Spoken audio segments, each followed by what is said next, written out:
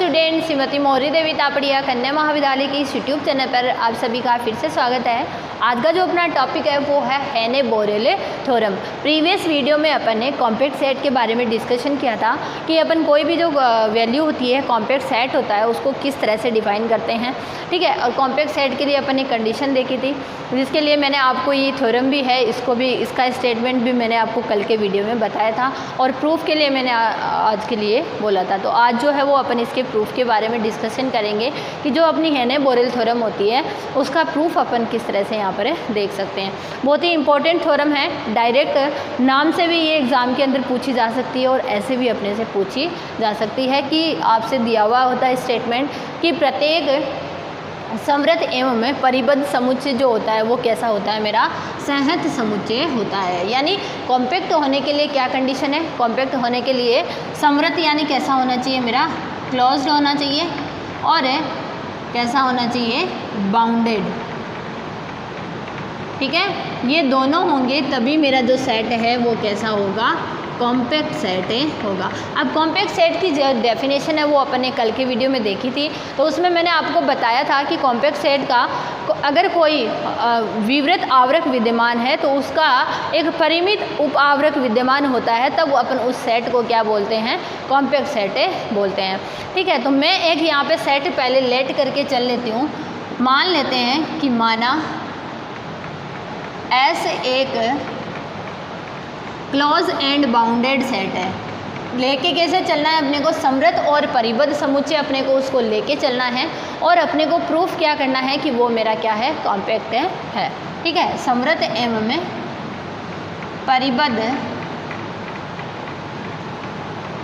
परिबद्ध समुच्चय है, ठीक है। अब देखो समृद्ध होने का मतलब क्या हो गया है, समृद्ध होने का मतलब होता है कि उसके जितने भी लिमिट पॉइंट होंगे वो सभी उसके अंदर क्या करेंगे, कंटेन करेंगे। ये तो अपना क्या होता है, लिमिट पॉइंट के लिए क्लोज होने का मतलब होता है और बाउंडेड होने का मतलब वो एक किसी पर्टिकुलर वैल्यू से कैसा है, मेरा बाउंडेड है, ठीक है। तो मैंने मान लिया, माना ऐसे एक समृद्ध और परिबद्ध समुच्चय है और एक इसका मैंने विवृत उपावरक मान लिया एवं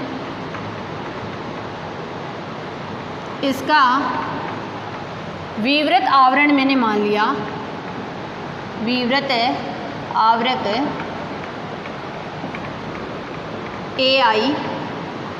आई बिलोंग्स टू इंटीजर, ठीक है। आई बिलोंग्स टू इंटीजर, एक इसका क्या मैंने मान लिया, उप आवरक जो है, विवृत आवरक जो है वो यहाँ पे मान लिया, विवृत आवरक विद्यमान है, ठीक है।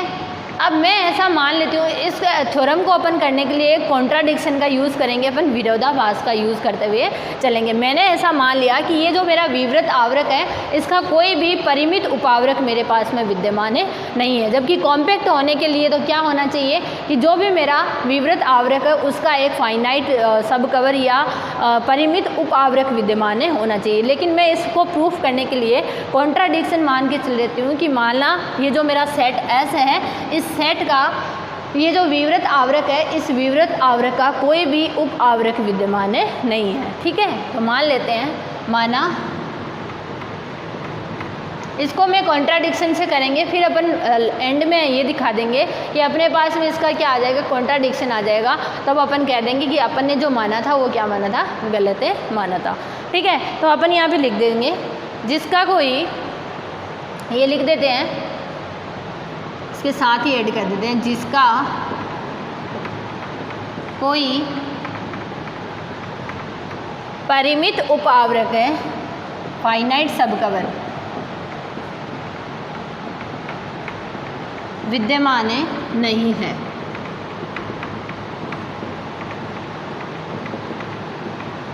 ठीक है।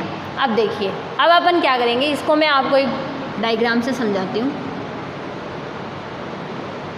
ये क्या है, मेरा कोई यहाँ पे मैंने सेट जो है वो इस तरह से डिफाइन कर लिया। ये मेरा सेट एस है जो किससे बाउंडेड है, S0। ये जो आपको वर्ग दिख रहा है, इस वर्ग से ये कैसा है, बाउंडेड है, इसके अंदर स्थित है, तो ये कैसा है, बाउंडेड। इसको मैं ऐसे मूल बिंदु की तरह लेते हुए ये मैं 0 0, ठीक है, सॉरी 0 0 नहीं, इसको अपन इस तरह से करते हैं। ये मेरा यहाँ पे जो है वो मूल बिंदु 0 0 हो जाएगा। ये मेरा यहाँ पर है, अपन देखें ए हो जाएगा, यहाँ पर है माइनस ए हो जाएगा, सॉरी प्लस ए और माइनस ए ये हो जाएगा। और अगर इस पे देखना चाहें तो माइनस ए हो जाएगा, और इस पे देखना चाहिए तो माइनस ए।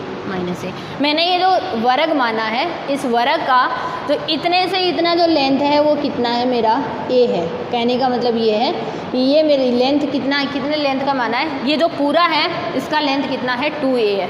क्लियर हो गई मेरी बात अच्छे से? तो इस तरह से मैंने इसको माना हुआ है, ठीक है। अब देखिए ये इसके जो 4 अपन ने किए हैं, S1 है, S2, S3 और S4, ये 4 इसके भाग जो है वो अपने यहाँ पर बन गए।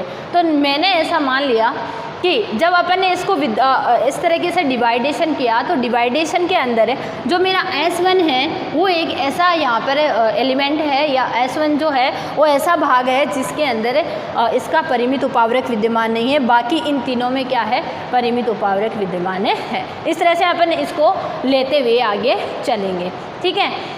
तो मैं यहाँ पे लिख देती हूँ, ठीक है। जब इसका परिमित उपावरक विद्यमान नहीं था तो मैंने क्या किया, इसको 4 भागों में विभाजित किया। तो यहाँ पे लिख देते हैं परिमित उपावरक विद्यमान नहीं है, अतः वर्ग S0 को 4 समान भागों में विभाजित करने पर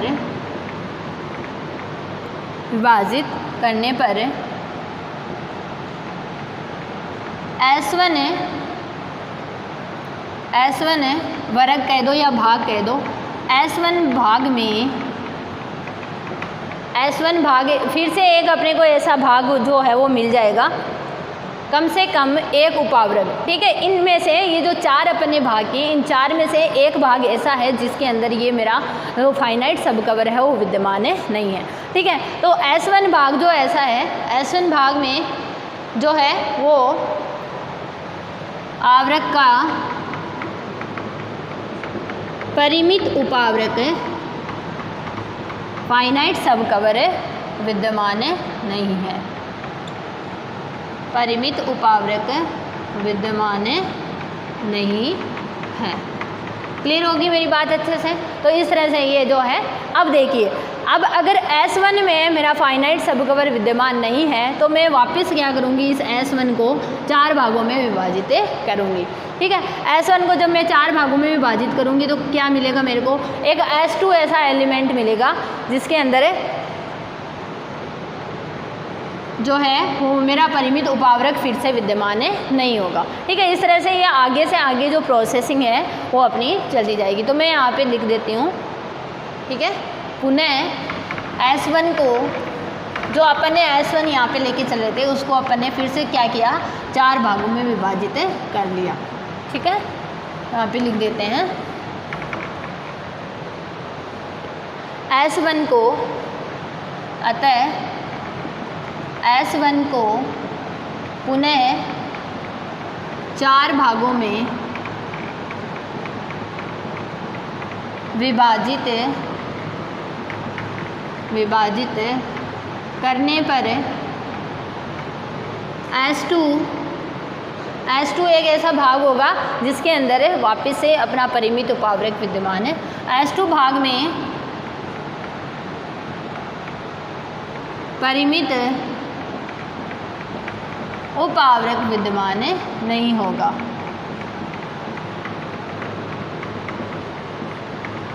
ठीक है।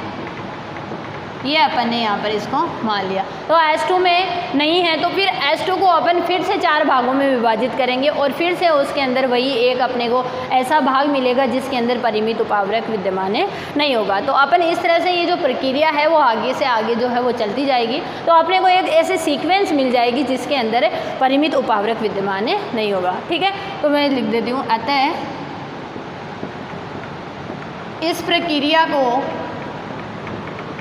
जारी रखने पर एक अनुक्रम अपने को यहाँ पर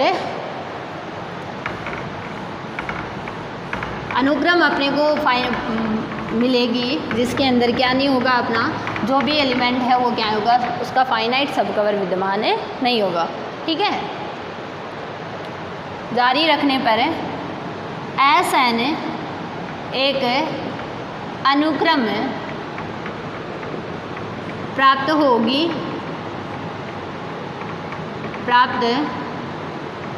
होगी जिसका परिमित उपावरक यानी फाइनाइट सब कवर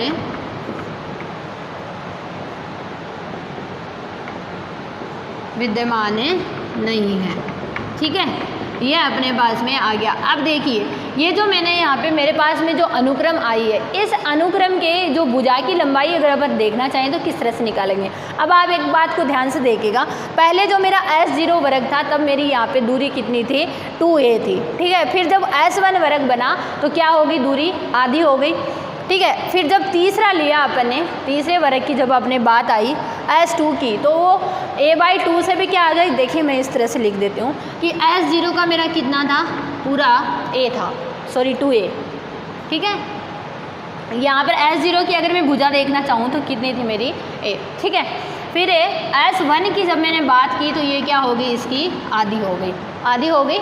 जब यहाँ पे 1 थी, अब देखिए जब S2 की बात होगी, जब S2 में इसको कन्वर्ट हुआ तो क्या होगी, ये a/4 हो गई ना। तो इस तरह से मैं इसको ऐसा लिख सकती हूँ, 2 की पावर 2 हो गई। अब वापस से जाएगी तो ये क्या हो जाएगी, a की पावर 8 हो जाएगी तीसरी के अंदर, यानी 2 की पावर कितनी हो जाएगी, 3। मतलब 2 की पावर जो है वो इसके अकॉर्डिंग जो है वो बढ़ती हुई जाएगी। तो जितनी अपने पास वैल्यू है उससे क्या होगी, पावर जो है उससे 1 कम है यहाँ पर आती जाएगी। ठीक है, देखिए इस तरह से आएगी, ये पावर मैंने उल्टा लिख दिया, यहाँ पर 2a है, यहाँ पे ये कितनी हो गई, a हो गई, फिर ये कितनी हो गई, 1 हो गई, फिर ये 2 हो गई। तो जो nवीं है जिस अपने को निकालनी है उससे क्या आएगी, 1 कम वाली अपने पास है आएगी। तो जब मैं Sn जो अपना भाग है उसका अगर मैं भुजा की लंबाई अगर देखना चाहूँ तो क्या होगा, मेरा a की पावर में a/2 की पावर में n-1 जो है वो मेरे पास में भुजा की लंबाई आ जाएगी। ठीक है, तो मैं इसको लिख देती हूँ यहाँ पे, अतः Sn भाग की, या Sn वर्ग कह दो, एक वर्ग ही होगा अपने पास, Sn वर्ग की भुजा की लंबाई क्या हो जाएगी मेरे पास, a/2 की पावर n-1। अब अगर जैसे अपन ने n को क्या ले लिया, इनफाइनाइट ले लिया, इस तरह से अपन ये जो प्रक्रिया है ये अनंत तक जारी रहती है, अनंत तक चलेगी।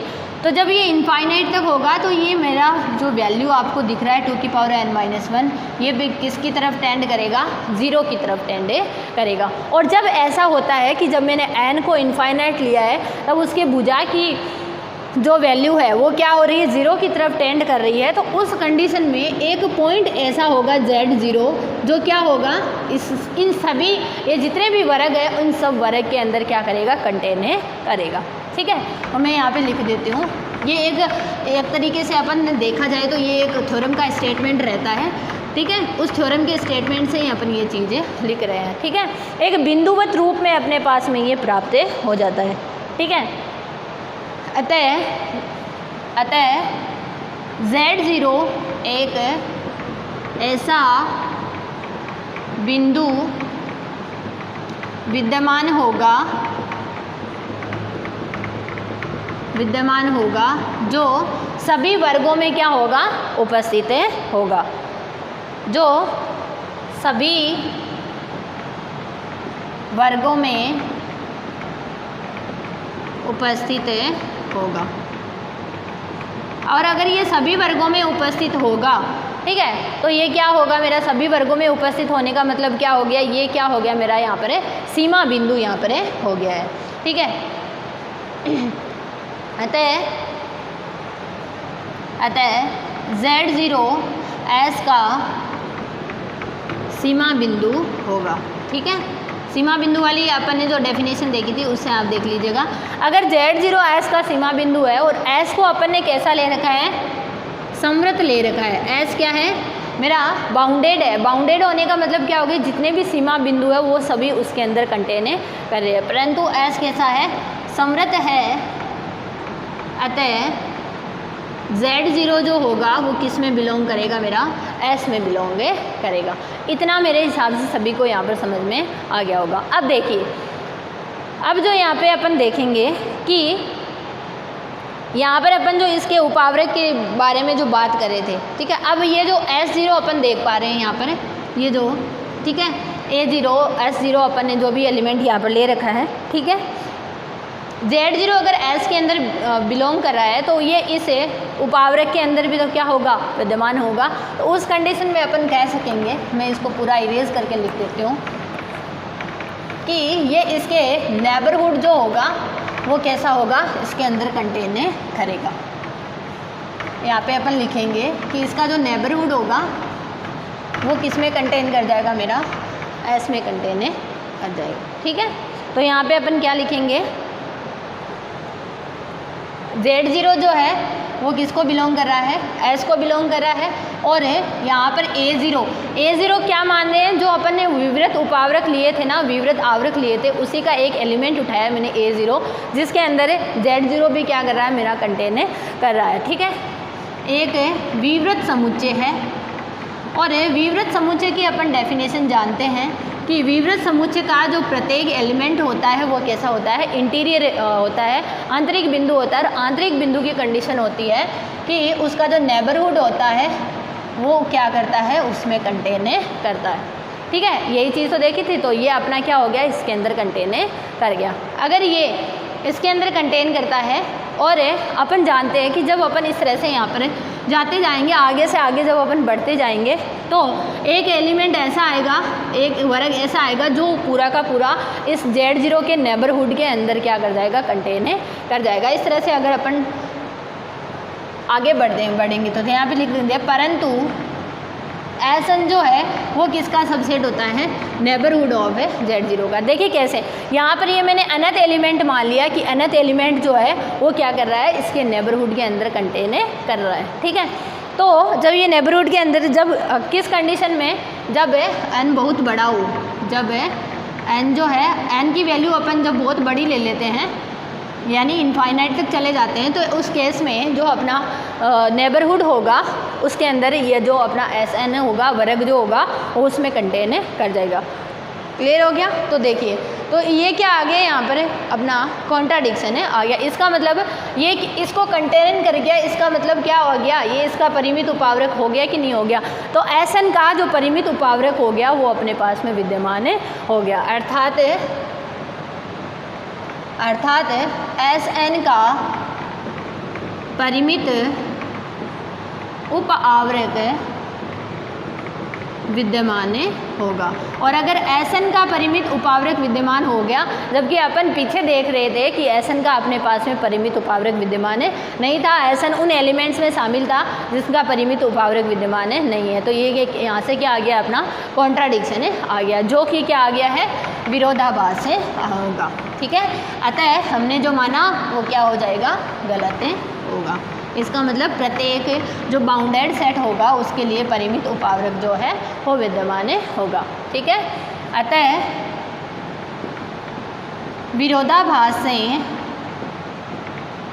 विरोधाभास होने के कारण